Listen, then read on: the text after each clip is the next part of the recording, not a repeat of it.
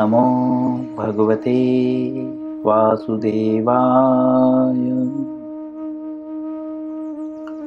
ओम नमो भगवते वासुदेवाय। ओम नमो भगवते वासुदेवाय। श्री कृष्ण लीलामृत पुरुषोत्तम भगवान अध्याय 35। अध्याय का नाम है गोपियों का वियोग। तो एक गोपी बोल रही थी, है ना, भगवान के विषय में।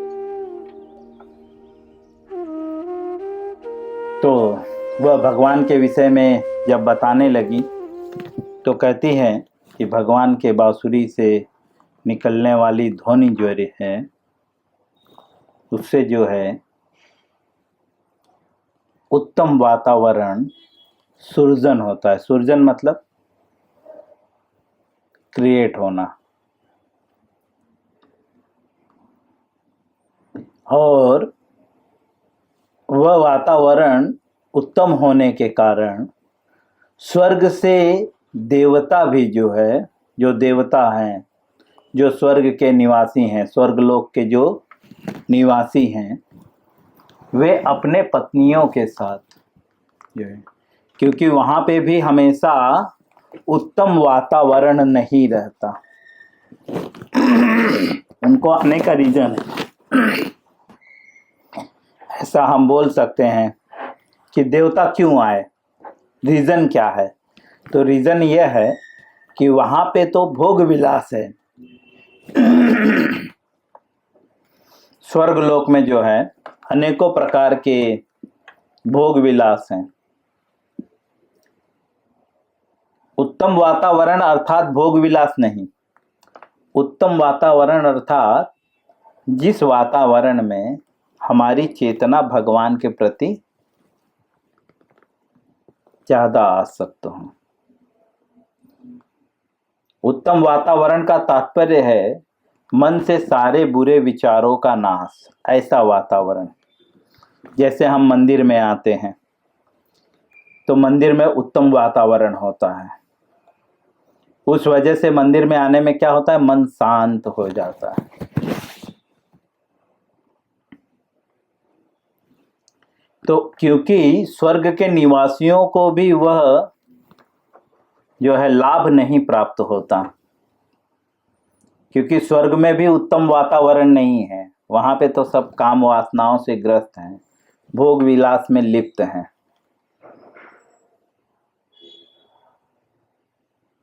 इस वजह से, क्योंकि स्वर्ग के निवासी भी तो जानते हैं ना कि भक्ति नहीं करेंगे तो हम भटक जाएंगे, इसीलिए जब जब उन्हें मौका मिलता है तो वह आ जाते हैं, पृथ्वी पे आते हैं। जब भगवत गीता हम पढ़ते हैं, भगवत गीता के शुरुआत में जब कुरुक्षेत्र का वर्णन होता है तो श्रील प्रभुपाद जी वहां पे लिखते हैं कि कुरुक्षेत्र ही स्थान युद्ध के लिए क्यों चुना गया। तो कहते हैं वहां पे प्रभुपाद जी एक्सप्लेन करते हुए, क्योंकि वहां पे देवता भी आके यज्ञ किया करते थे। जो कुरुक्षेत्र है उस स्थान पर देवता भी आकर यज्ञ किया करते थे,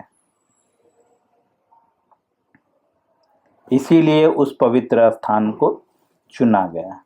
अर्थात देवता को भी यज्ञ क्यों किया करते हैं।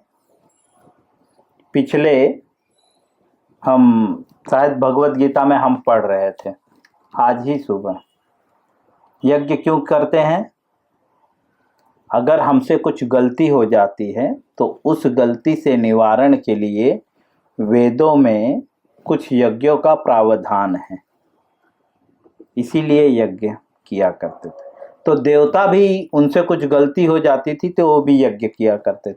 तो यहाँ पे आकर यज्ञ करने की क्या जरूरत है, क्योंकि स्वर्ग में यज्ञ के लिए उत्तम वातावरण नहीं मिलता। इसीलिए हमारे आचार्य कहते हैं ब्रह्मांड भूमिते कवन भाग्यवान जीव, समझे, राधा कृष्ण कृपा पाए भक्ति लता बीज। और कहते हैं भारत भूमि मनुष्य जन्म होइले जात, जन्म सार्थक करी कर परोपकार। बोलते हैं कि भारत भूमि में जन्म लेना, ऊपर से मनुष्य जीवन में जन्म लेना, ये बहुत भाग्य की बात है। क्यों? क्योंकि भारत भूमि ही एक ऐसा है जहां पे हमें ज्ञान मिलता है। किस प्रकार का ज्ञान मिलता है? जन्म सार्थक करी, जन्म कैसे सार्थक होगा, और कर परोपकार, भारत ने पूरे संसार पे उपकार किया हुआ है।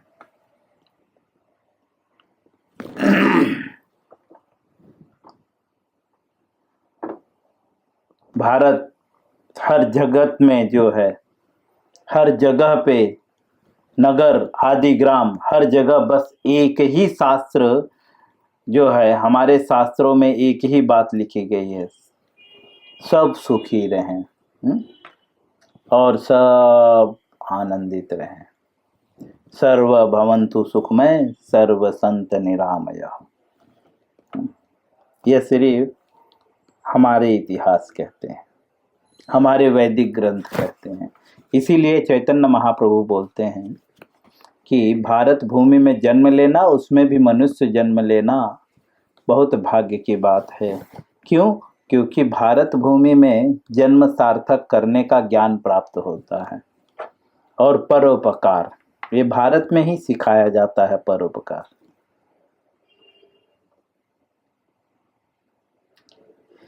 तो इसलिए जो है देवता भी जो है भारत भूमि में आया करते थे, क्योंकि यह अवसर जो है देवलोक में भी प्राप्त नहीं होता।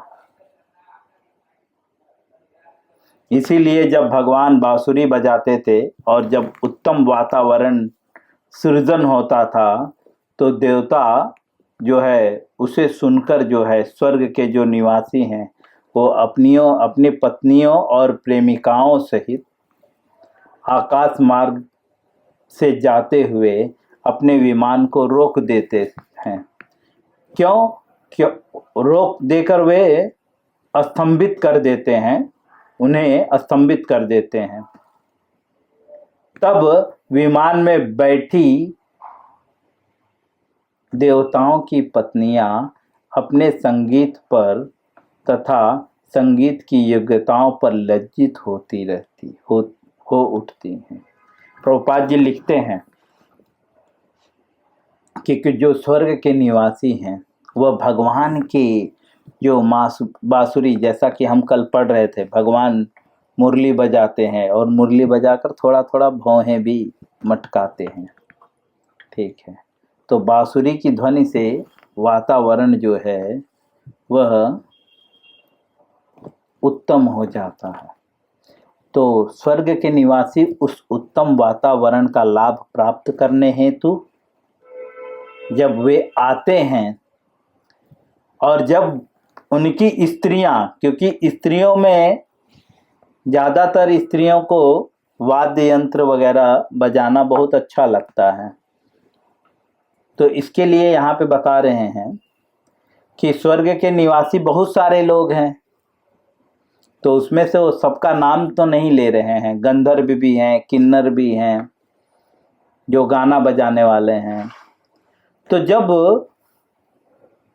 देवताओं की पत्नियां, श्रील प्रभुपाद जी लिखते हैं, जब देवताओं की पत्नियां संगीत पर तथा संगीत की योग्यता पर लज्जित होती हैं। क्यों लज्जित होती है?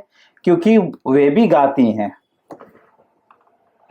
और क्योंकि उनका गाना भगवान से गाने से ज्यादा परफेक्ट नहीं है, इस वजह से उनको लज्जा आती है कि ओह हम तो इतना खूबसूरत नहीं है, हमारा गाना इतना खूबसूरत नहीं है।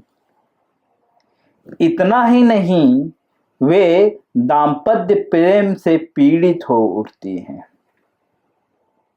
दाम्पत्य मतलब पति पत्नी के बीच में जो प्रेम होता है, उससे भी उन्हें पीड़ा होने लगती है। क्यों? क्योंकि भगवान जैसा प्रेम उनके पति नहीं करते हैं, इसीलिए तकलीफ होने लगती है। न वे भगवान की तरह गा सकती हैं, न भगवान की तरह उनके पति उन्हें प्रेम करते हैं, जैसा कि गोपियां भगवान से प्रेम करती हैं और भगवान गोपियों से प्रेम करते थे। तो उनको उससे पीड़ा होने लगती है, भगवान के और गोपियों के प्रेम को देख के। जैसे हम भौतिक जगत में भी ये सारी चीजें हैं। कोई ज्यादा खुश रहता है तो हमें तकलीफ होता है, हम सोचते हैं काश मेरा भी। हाँ, किसी के माता पिता अपने बच्चों को बहुत सारी अच्छी अच्छी चीजें देते हैं, तो बच्चा भी कभी कभी सोचता है मेरे भी माता पिता मुझे ये सारी चीजें देते तो कितना अच्छा होता। इसी प्रकार से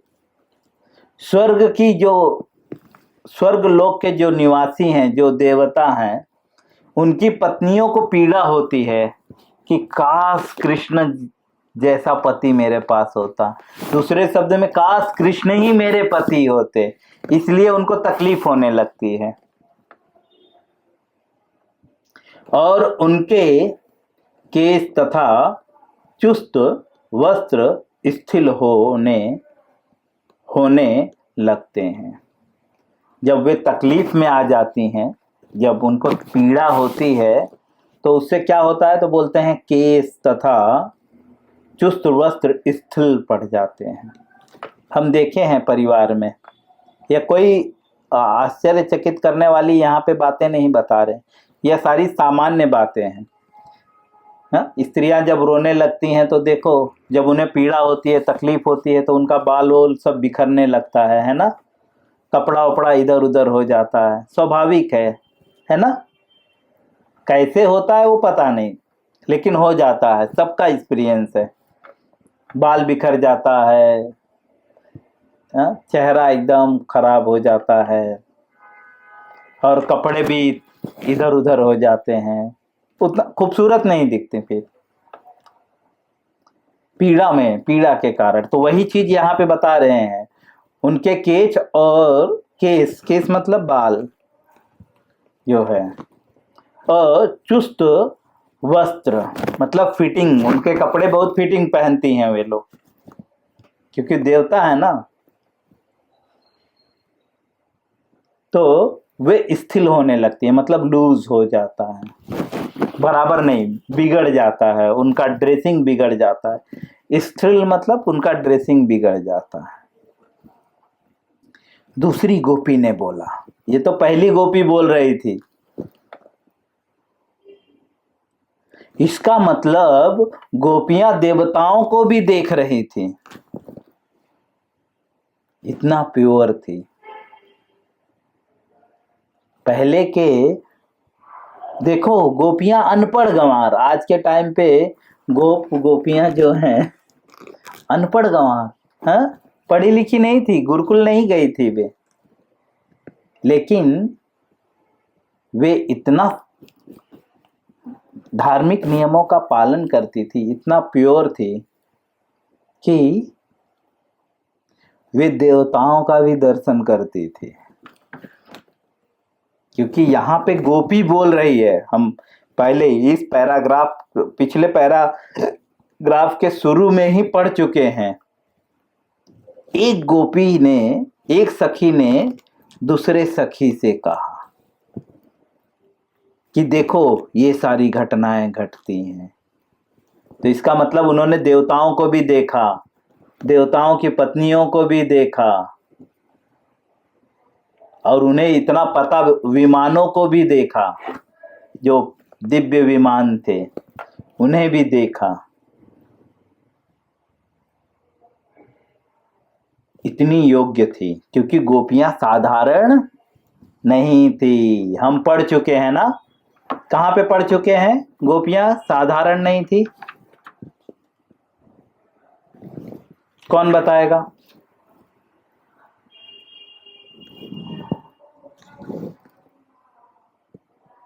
आवाज नहीं आ रहा है, मुझे प्रमाण चाहिए। कहाँ पे लिखा हुआ है गोपियां साधारण नहीं थी? वो इसके पूर्व के जन्म में जो है ऋषि थी। कहाँ पे लिखा हुआ है? हरे कृष्णा प्रभु, त्रेता युग में वो ऋषि थे। कहाँ पे लिखा? कहाँ पे लिखा हुआ है? चलिए आप मुझे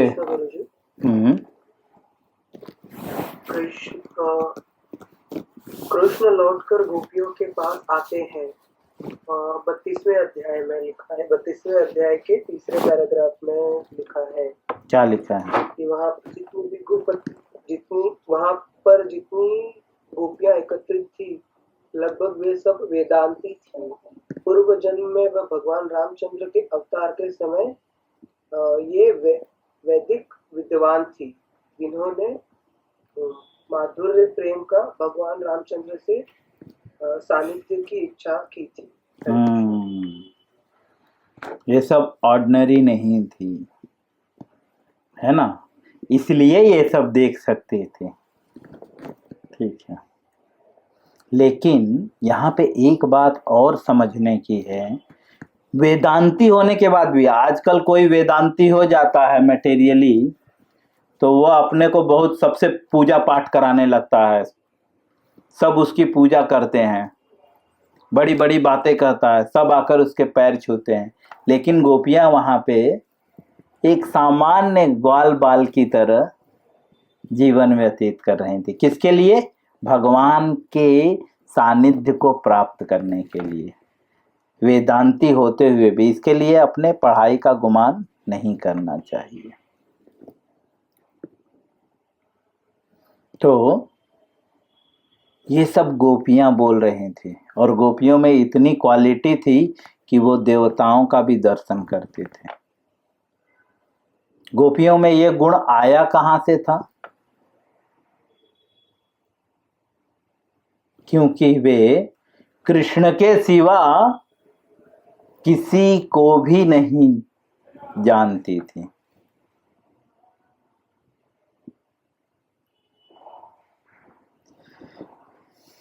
क्योंकि वह उठते बैठते सोते खाते पीते सिर्फ भगवान के चिंतन, भगवान के विषय में श्रवण और भगवान के विषय में कथन, भगवान के भक्तों के विषय में बोलना और सुनना, इसी में ही व्यस्त रहती थी पूरा दिनचर्या। क्योंकि वह पूर्ण रूप से कृष्ण भावना मृत थी।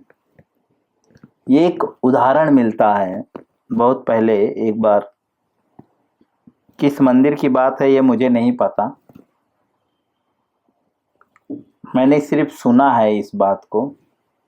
श्रील प्रभुपाद जी एक बार जो है कुछ कथा कर रहे थे, तो प्रभुपाद जी दूसरे दिन जब लेक्चर देने के लिए आए, तो प्रभुपाद जी ने एक भक्त को बोला कि वहाँ पे एक आसन रख दो। तो प्रभुपाद जी से उस भक्त ने बोला वहाँ पे तो कोई बैठता नहीं। प्रभुपाद जी ने बोला नहीं, वहाँ पे जो है कल नारद जी आए हुए थे, तो साधु संत जो हैं श्रील प्रभुपाद जी जो है वो देख सकते थे। क्यों? क्योंकि वो प्योर डिवोटी थे, पूर्ण रूप से कृष्ण भावना भावित थे। जैसे गोपियों ने स्वर्ग के निवासियों को देखा, और यहाँ तक इतना तक देखा कि उनको पीड़ा भी हो रही है। क्यों पीड़ा हो रही है ये भी उन्होंने स्पष्ट किया। समझे?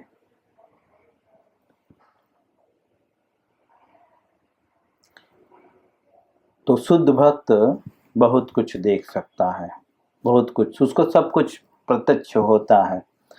तो श्रील प्रभुपाद जी का एग्जाम्पल इसीलिए दिया क्योंकि प्रभुपाद जी भी देख सकते थे, क्योंकि वो प्योर डिवोटी थे। और पूर्ण कृष्ण भावना भावित होने के लिए जो है हमने सुबह ही पढ़ा है क्या करना होगा। जब हम पूर्ण रूप से कृष्ण भावना भावित होंगे तो हमें भी देवता प्रत्यक्ष दिखाई देने लगेंगे। देवता भी इस संसार में आते हैं, देखने आते हैं। तभी तो गोपियां बता रही है ना कि देवता स्वर्गलोक से जाते हुए अपने विमान को रोक लिए और रोक कर देखने लगे, और जब उन्होंने देखा तो वे लज्जित होने लगे, उनको शर्म आने लगा। लज्जा मतलब शर्म आने लगा। क्यों शर्म आने लगा? क्योंकि भगवान इतना सुंदर बजा रहे थे कि उनको लज्जा आ गई। और दूसरा, उन्हें तकलीफ भी होने लगी। क्यों? क्योंकि हम इसके पूर्व पढ़ चुके हैं, गोपियां जो भगवान जो है गोपियों को लेकर जो है वन में घूमा करते थे और गोपियों को प्रेम भी किया करते थे, है ना। वन में गए थे, इसके पूर्व भगवान वन में गए थे गोपियों के साथ। उनकी एज ज़्यादा नहीं थी, लेकिन यहाँ पे गोपियों का प्रेम जो वियोग, यहाँ पे जो गोपियों का वियोग का जो है अध्याय है, तो वहाँ पे हम पढ़ते हैं कि भगवान के स्मरण में जो है गोपियाँ सिर्फ शरीर से तो घर पे रहती थी, आत्मा उनकी भगवान के पास रहती थी।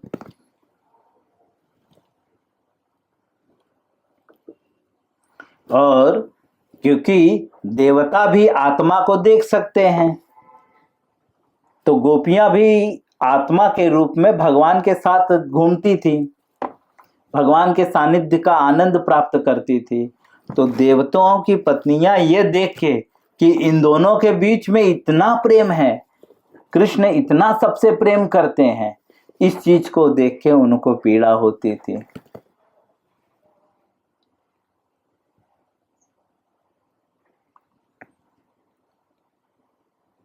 और उस पीड़ा से जो है उनके वस्त्र केस सब शिथिल हो जाते थे।